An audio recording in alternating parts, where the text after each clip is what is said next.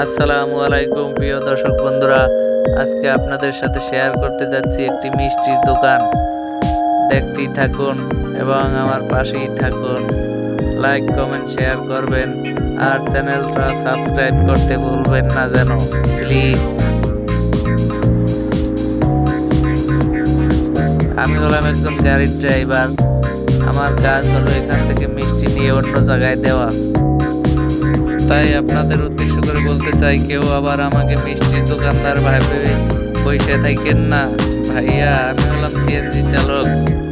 আমার কাজ হলো এখান থেকে মিষ্টি নিয়ে অন্য দোকানে দেয়া। আর মনের সুখে আমি মিষ্টি তুলছি। এটা যদিও আমার কাজ না, তারাই তুলে দেয়, কিন্তু আমি আমার মনের সুখে তুলছি। কিন্তু খেতে পারি না রে ভাই, মিষ্টি খাওয়া যায় না। 4 থেকে 5 বছর এই ক্ষেপটার সাথে জড়িত আমি।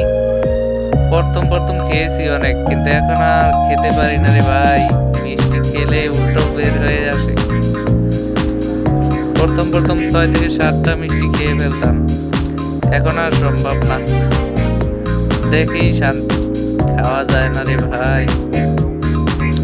আপনারা যারা বেশি খেতে পারেন তারা চলে আসবেন আমার উজ্জ্বল ভাইয়ের দোকানে। এসে যতক্ষণ মন চায় ইচ্ছা মতো খাবেন।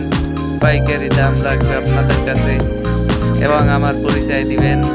আমি হলাম সিএনজি ড্রাইভার রাসেল।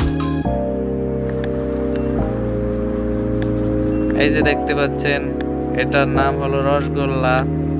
রসে টই টুম্বুর হয়ে আছে রে ভাই।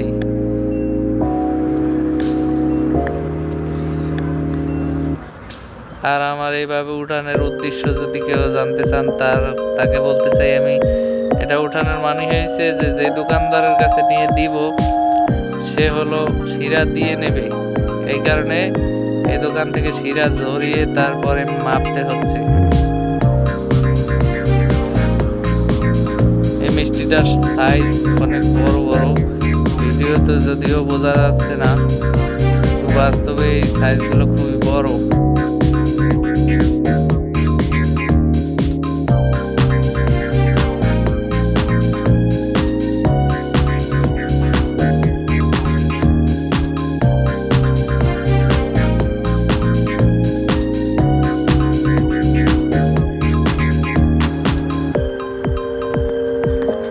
ভিডিওটা ভালো লাগলে সবাই শেয়ার করে দিবেন।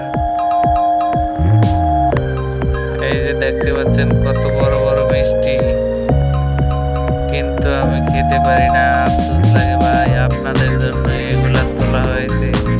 ইচ্ছা মতো মন ভরে খাবেন আপনারা।